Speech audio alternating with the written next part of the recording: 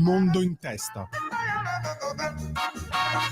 On est parti samedi dans une grosse voiture, faire tous ensemble comme pique-nique dans la nature, en emportant des paniers, des bouteilles, des paquets et la radio. Jean-Pierre? Beh, insomma, dopo Acerbis e dopo Nino Ferrer, a uno non ha più niente da dire quasi. Ogni volta che inizio con questa sigla e dopo il formidabile Acerbis e la bava di lumaca, io mi trovo nella condizione di dover dire, ma adesso cosa dico? Abbiamo già detto tutto e non c'è più niente da dire. Intanto io oggi ho il piacere di stare in compagnia di, e anche voi spero che lo reputiate tale, cioè un piacere di Andrea Tosato, che dovrebbe essere, anzi è collegato con noi. E volevo mettere il carico, anch'io uso la bava di lumaca quando la tosse, posso dire che aiuta molto, quindi il nostro Acerbis, il formidabile Acerbis, non ha così torto, da 22 anni tra l'altro. Allora possiamo avere la certificazione, sarà contento il nostro amico Acerbis, perché la certificazione in diretta non è cosa di tutti i giorni. Intanto, chi è Andrea Tosato e perché ci siamo conosciuti noi? È una cosa un po' per vie traverse, ci siamo conosciuti per incroci tramite un comune amico che è Max Del Papa, no? Io per la verità mi sono imbattuto in Andrea Tosato già prima, perché quest'estate, come tutti praticamente, informandosi sulla vicenda di Garlasco, ho scoperto anche te, Andrea, no? Però prima di tutto io ti lascio autopresentarti da solo, perché nella tua descrizione sul tuo canale di YouTube, facilmente rintracciabile, Andrea Tosato, stand-up comedian ti definisci, e anche cafoncello da bar. Perché cafoncello, scusami? Ma cafoncello perché, insomma, vengo giudicato spesso tale, quando invece probabilmente sono tanto buonino. Io sono tanto buonino, ma come diceva, ti ricordi Calimero, sono piccolo e nero e tutti ce l'hanno con me. Ecco, è un po' così il mio life motive, ed è anche quindi difficile proprio definirmi. Io direi che mi sto cercando ancora, a 52 anni mi cerco attraverso anche l'azione, cioè facendo delle cose, alcune mi divertono di più, altre mi divertono di meno, altre me le sento più congeniali, altre meno, e però ecco, si va verso il processo di individuazione, come diceva Jung. E questo non è una citazione a caso, perché tu sei laureato in psicologia e anche in filosofia, no? Penso che queste due lauree ti siano molto servite anche nella tua attività. Stand-up comedian significa nasce in America la stand-up comedy, ma è una cosa molto semplice, cioè è una persona, un attore, mi verrebbe da dire, ma forse non è neanche corretta la definizione, comunque una persona che dialoga con un pubblico senza la famosa quarta parete, cioè buttando giù il palco, no? Quindi stando davanti al pubblico, ma in mezzo al pubblico sostanzialmente, parlando in maniera di solito ironica, dissacrante, facendo del politicamente scorretto la sua bandiera, come scrivi tu nella tua presentazione. A parte il fatto che potremmo aprire potremmo aprire tutta una discussione su cos'è il politicamente scorretto oggi, no? Comunque ti lascio la parola, così capiamo un po' di più. Tu hai scritto libri, fai spettacoli, tra l'altro hai in calendario un bel po' di roba anche per queste settimane prossime, se non sbaglio. Esatto, sì, diciamo che la traduzione italiana di stand-up comedian è ancora comico, quando in realtà poi sono due cose parzialmente diverse, cioè sovrapponibili però non completamente, no? Perché se il comico comunque lo puoi anche vedere in dialoghi piuttosto che in situazioni di gruppo, ecco, solitamente lo stand-up comedian è da solo sul palco con un microfono e come dici tu, appunto, senza barriere tra sé e il pubblico, a parlare di politicamente scorretto, che tu giustamente dici cos'è il politicamente scorretto? È una bella domanda, perché oggi il politicamente scorretto è diventato lavaggio del cervello, ideologia, censura prioristica, alterazione della storia, del patrimonio collettivo, insomma, si potrebbe aprire un bel pentolone su che cos'è il politicamente scorretto oggi. E com'è che sei entrato in contatto con Max Del Papa, che è ospite fisso qui? Ogni settimana abbiamo una conversazione di un'ora, e com'è che sei entrato anche nelle vicende giudiziarie della strage o meglio, della vicenda di Garlasco? Io stavo confondendomi con una questione che invece ho approfondito io per tanti anni, la strage di Erba, che è un'altra somma di come non si amministra la giustizia. Entro in tutte le situazioni per curiosità, nel senso che quando c'è qualcosa che mi incuriosisce e mi attira, mi ci butto a pesce e ho proprio una calamita per andare, diciamo, a pescare i merdoni, no? Perché poi sono sempre delle situazioni allucinanti dove ti trovi dentro e dici, ma cazzo, ma se avessi saputo che era così, non mi ci sarei neanche proprio avvicinato. Ecco, No, perché anche con questa storia di Garlasco ti sei attirato un sacco di rogne, tra virgolette, insomma. Un bel po' di nemici ti sei fatto, no?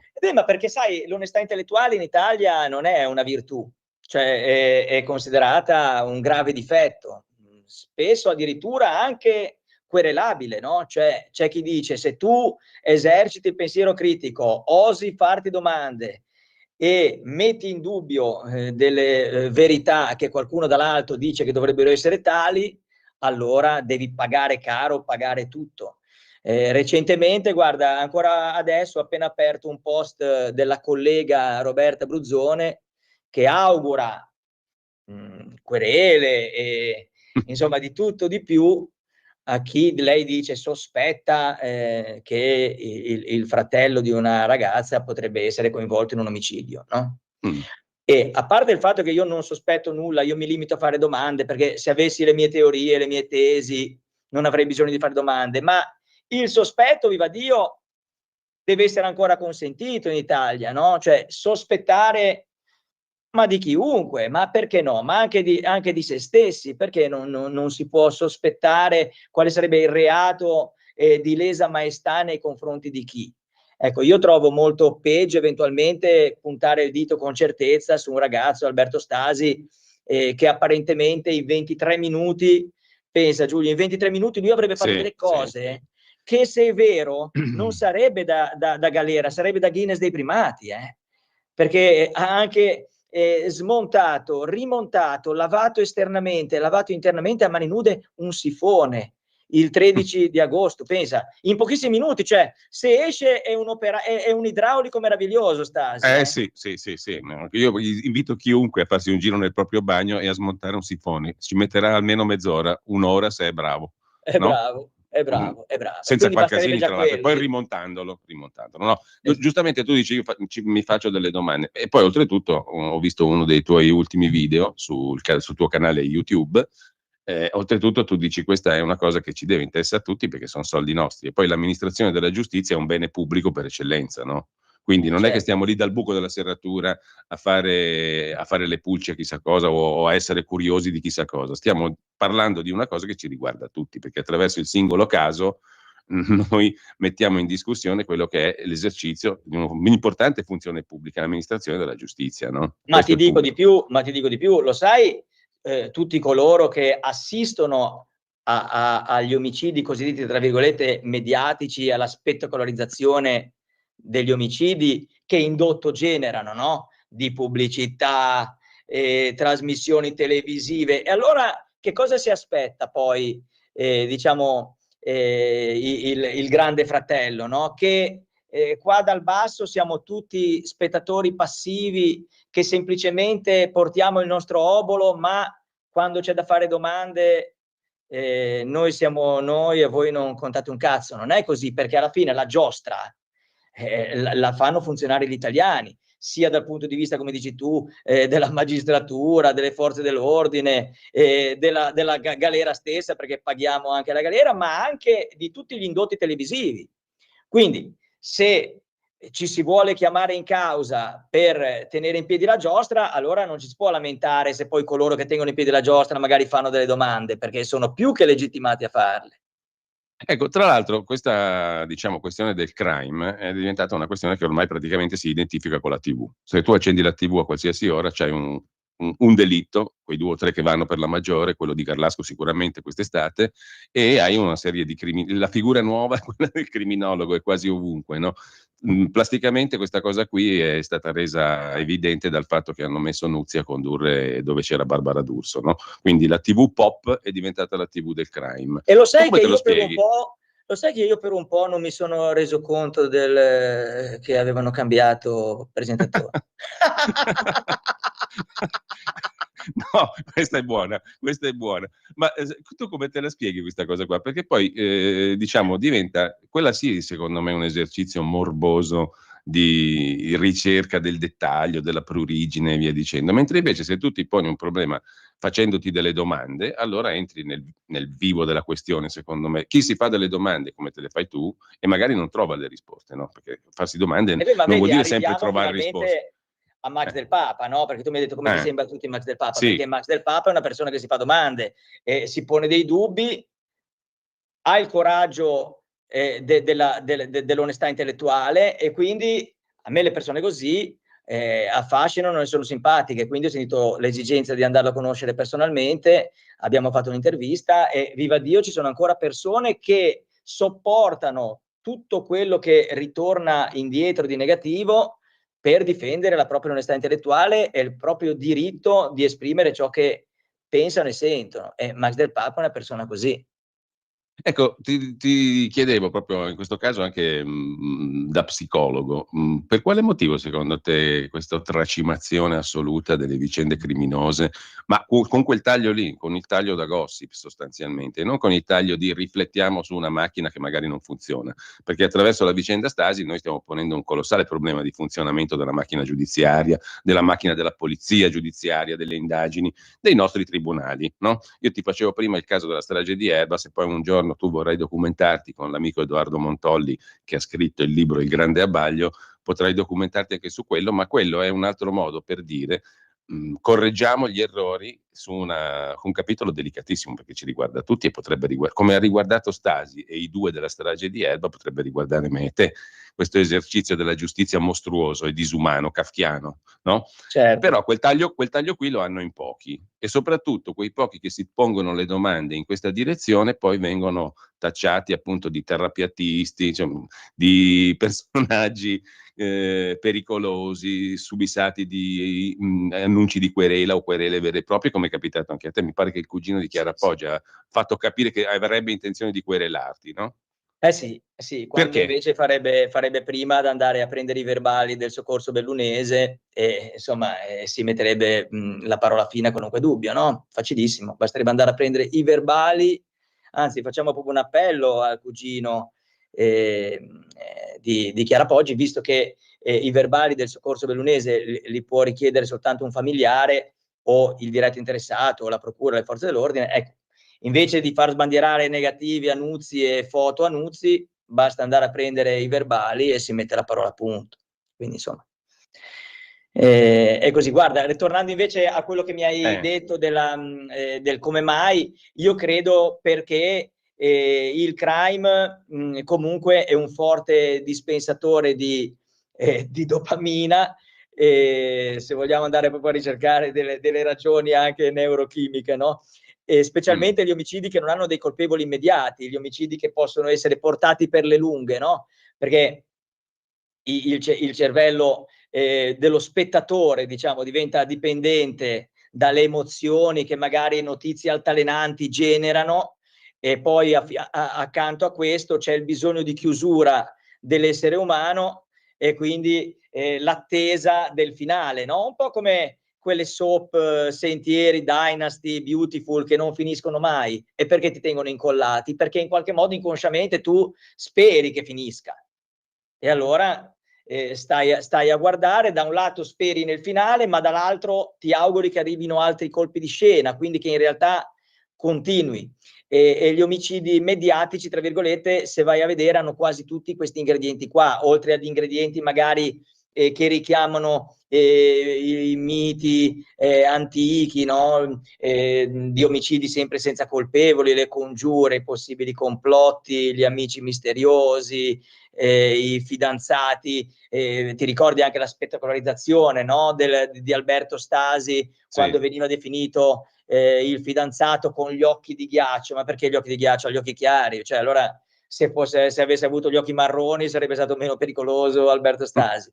Però vedi queste così narrazioni che servono a inchiodare l'audience e sostanzialmente a generare soldoni. Ecco Andrea, da questa vicenda tu cosa tiri fuori come insegnamento generale da questa cosa di cui ti sei occupato? Poi ti sei occupato di tante altre cose, perché hai scritto anche dei libri e hai degli spettacoli in corso, no? Come dicevo prima. È un calendario abbastanza fitto di date. Sì, diciamo Però, che diciamo, dal periodo che coinvolse poi negativamente anche Max Del Papa, cioè parliamo dal 2019 sì. in poi, l'Italia, se qualcuno aveva il sospetto che non fosse proprio un paese specchiatamente trasparente, ecco, dal 2019 sta venendo sempre fuori in maniera più evidente che il marciume ci pervade, no? Qualunque settore, qualunque ambito. Garlasco, ti dico la verità, mi ha dato questa dimostrazione una volta di più e in una misura che non ritenevo forse nemmeno possibile, perché ho visto fare e succedere delle cose che non stanno né in cielo né in terra da apparati per i quali, non so, si nutriva la più totale fiducia, almeno da parte mia. Io ricordo, guarda, quando c'è stato l'omicidio di Cogne, Mm. mi ricordo che arrivarono i RIS vestiti di bianco e a me sembravano alti 3 metri, dicevo guarda questi adesso arrivano e loro risolveranno tutto perché hanno questa scientificità dalla loro, e poi invece magari senti il generale Garofano dire che siccome non c'era sperma non hanno analizzato le cose e ti cadono un po' le braccia, ecco, per dirla in maniera fine. Ecco, tu hai dedicato un libro anche alla questione della informazione, dei mass media, no? Torna libero in 3 mosse, se non vado errato, giusto? Ecco, Sì. rispetto a quel libro lì, l'approfondimento del caso Garlasco ti ha insegnato qualcosa in più sui mass media, sulla realtà condizionata da come ce la raccontano i mass media? Sì, sicuramente sì, cioè mi ha dato una conferma ulteriore del fatto che comunque non ci si può mai accontentare delle risposte preconfezionate che arrivano dalla televisione, bisogna sempre andare a fondo alle situazioni, magari senza illudersi di poter trovare poi una soluzione tu, ma se non altro per avere molti più elementi per poter poi farti un'idea leggermente più strutturata e soprattutto indipendente, cioè non imbeccata da qualcun altro. E proprio su Garlasco lo dico per esperienza Mh. diretta, perché io fino a quando non c'è stata la riapertura del caso e quindi non mi sono avvicinato di più e ho guardato più da vicino come era stato condannato Alberto Stasi, perché era stato condannato Alberto Stasi, non mi ero posto nessun problema. Nel 2015, quando condannarono Alberto Stasi, io lessi semplicemente il giornale e mi sembrò una cosa assolutamente pacifica. Pensai, guarda, è stato il fidanzato della Chiara Poggi, punto. E invece purtroppo bisogna sempre metterci il ditino come faceva San Tommaso. Ecco, a proposito di libri, io lo stavo scorrendo prima, le copertine dei tuoi libri e gli argomenti di cui ti sei occupato. Anche la questione sanitaria ha avuto una centralità nei tuoi interessi, no? A partire dalla vicenda Covid. The Covid Show è un altro dei libri che hai scritto, dalla pandemia alla ristrutturazione socio-economica globale. Ma voglio citarne anche un altro di testo che mi è interessato, no? Interrotti, le cronache di quotidiana resistenza sanitaria. Ce ne vuoi parlare un pochino di questi 2 libri? E soprattutto, in che senso, ti domando, secondo te c'è stata una ristrutturazione socio-economica? Perché tutto sommato il modello di gestione della cosiddetta emergenza Covid è un modello che si può applicare poi appunto a strutture e a realtà diverse. Un domani Certo. lo potremo trovare applicato tale quale per altre emergenze. E adesso una su tutte è la guerra, no? Tutti parlano di guerra, tutti dicono che ci sarà la guerra. Pare che quel deficiente di Putin non faccia altro che invadere gli spazi aerei altrui. Stamattina mi sembra di aver capito anche quelli della Norvegia e della Danimarca, no? Tanto per Sì. abbondare. E quindi prima o poi avremo quell'emergenza lì. Ecco, la gestione delle emergenze a partire dalla vicenda Covid, secondo te dove ci sta portando?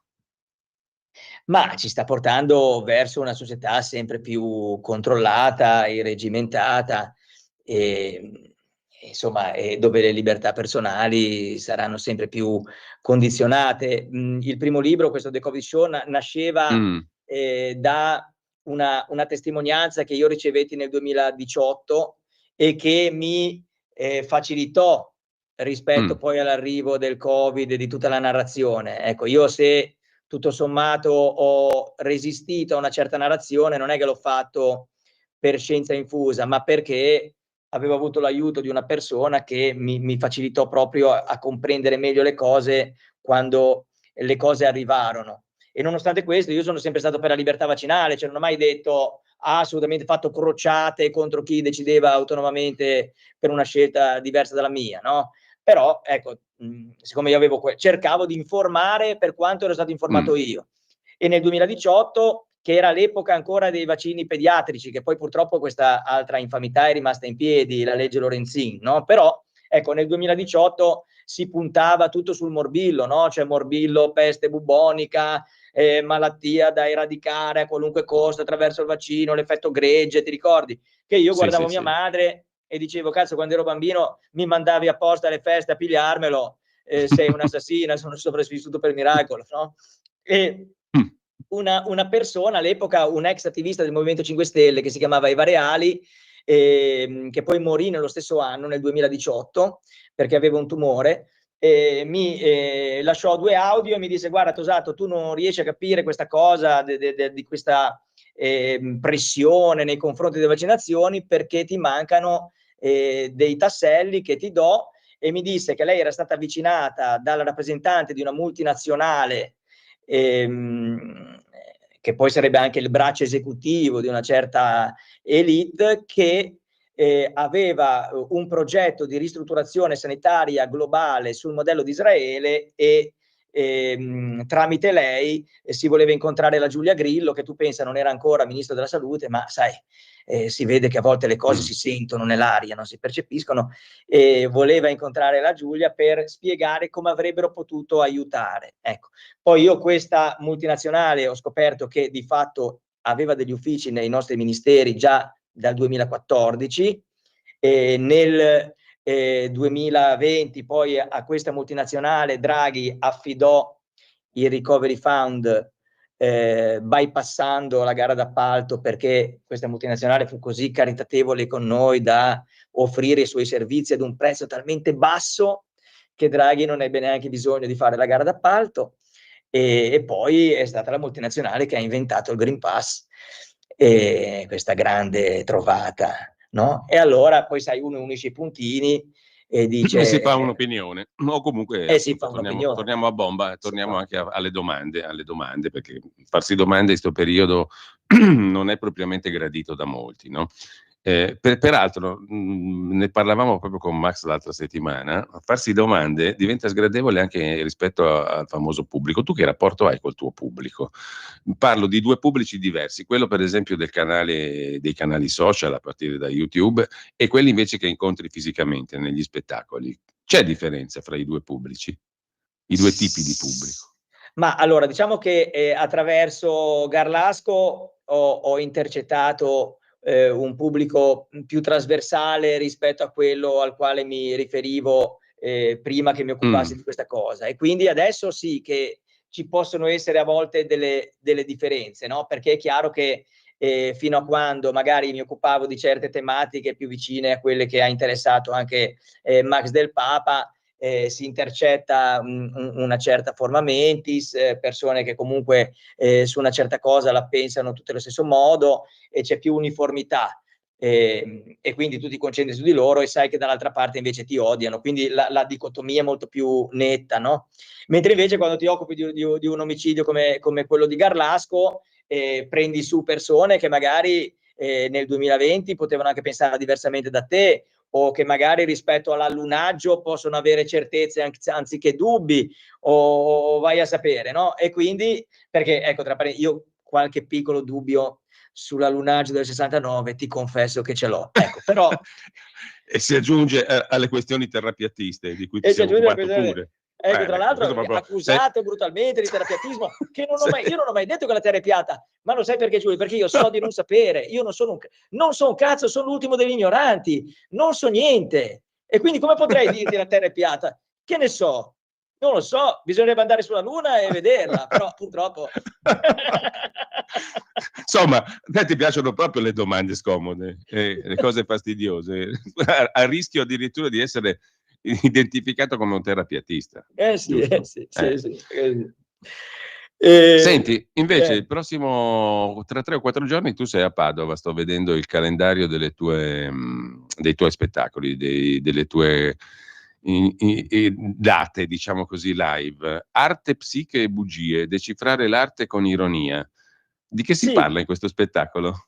Lì sono insieme a un amico pittore bravissimo che si chiama Alessio Azzeni, che è anche esperto di simboli esoterici all'interno delle opere d'arte, quelle che insomma mi ha fatto vedere delle cose che voi umani non potete neanche sospettare, cioè il David di Donatello che stringe un pisello in mano, cioè delle cose... Che detta così sembra una roba che non sta né in cielo né in terra. Era avanti, era gender, era già avanti. Era molto fluido. Era molto fluido, esattamente. Quindi sono con lui, allora la serata è diciamo un po' meno incentrata sull'umorismo e un po' più sulle informazioni che possono andare appunto dall'arte e i simboli nell'arte Ma perché le alle bugie? elite. Perché le bugie? Ma bugie Arte, psiche e perché bugie. bugie perché a volte anche l'arte mente in qualche modo, o comunque comunica ciò che a prima vista non ci si accorgerebbe, a meno che magari non si faccia parte di piccole cerchie che magari riescono invece a comprendere ciò che quella particolare opera d'arte vorrebbe magari significare. Quindi voi fate un viaggio nella storia dell'arte, esaminate alcune opere. Sì, lui, perché io Mm. insomma mi sono fermato ai film di Vanzina e di Edwidge Penne, quindi, che comunque sono arte, però... L'altro spettacolo, uno degli altri tuoi spettacoli, ha a che fare con quello di cui parlavamo prima, no? L'informazione. Torna libero in 3 mosse. E tu la definisci questa una commedia alla ricerca della realtà perduta. Quale?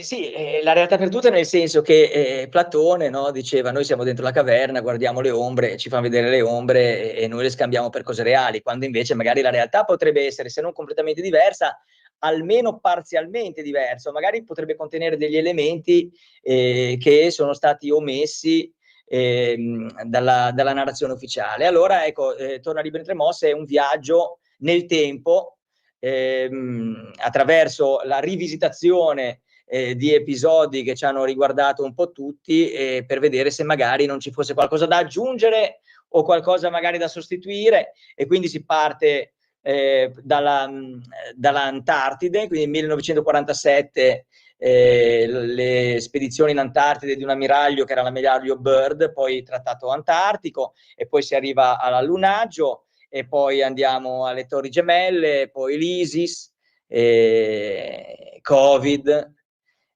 cambiamento climatico, insomma, e si cerca di capire. Tutti argomenti, diciamo, che abbiamo vissuto tutti con molta partecipazione, no? Perché Sì, sono state le narrazioni drammatiche di quest'epoca qua. Dietro le quali però ci si può porre appunto qualche domanda, magari. Non è male porsi domande, anzi è un po' guarda, la ti dico, cifra, io ci la avevo cifra creduto, caratteristica. Giulio, io alla Sì, sì. Greta ci avevo creduto, infatti 2 anni fa No, a proposito... Sì, dovevo fare una dimmi. manifestazione a Firenze, era aprile, ho detto vabbè tanto il pianeta brucia, mi vesto leggero, broncopolmonite, da quel giorno io ho la macchina diesel, la tengo accesa e sgaso proprio per fare un dispetto a Greta. Ascolta, sono già le 11, dobbiamo salutarci, ma a proposito di crederci, tu tanti anni fa ci credevi anche nel Movimento 5 Stelle, no? Hai anche scritto un inno per il Movimento 5 Stelle che era piaciuto molto a Beppe Grillo, se non vado errato. Ecco, sono passati 10 anni, 10 anni sono un'infinità per quanto riguarda anche l'evoluzione dei costumi, della società, della politica. Alla politica ci credi ancora te, No, in alla generale? politica non credo più in generale, un po' per la delusione relativa al movimento, un po' perché mi sono reso conto che probabilmente non si possono pensare di cambiare realmente certe cose. A livello territoriale ci credo ancora molto, ti dico la verità, cioè nel senso a livello comunale, forse anche regionale, però comunale forse di più. Ecco, cioè io sono proprio per la Lega di Miglio, ma estrema, cioè proprio parcellizzerei nelle che città poi era quella di Carlo Cattaneo, che diceva il federalismo deve essere municipale, cioè comunale. Anch'io sono di quell'idea lì. Comunque, Andrea, la mezz'ora è volata, io non faccio altro che consigliare a chi ci sta seguendo di trovarti, innanzitutto partendo dal tuo canale su YouTube, facilissimo, da lì poi potete raggiungere anche gli altri link, c'è un sito, c'è la pagina Facebook, c'è anche X, quindi Andrea Tosatto lo trovate facilmente su YouTube. Hai già 41.300 iscritti, quindi spero che se ne aggiunga qualcun altro, perché comunque è stimolante, è divertente quello che dici e che proponi. Quindi grazie, lo dico da ascoltatore e da lettore. Giulio, grazie mille, ad Andrea Tosatto. Grazie Buona mille, giornata. ciao, grazie. Buona giornata ciao. a tutti.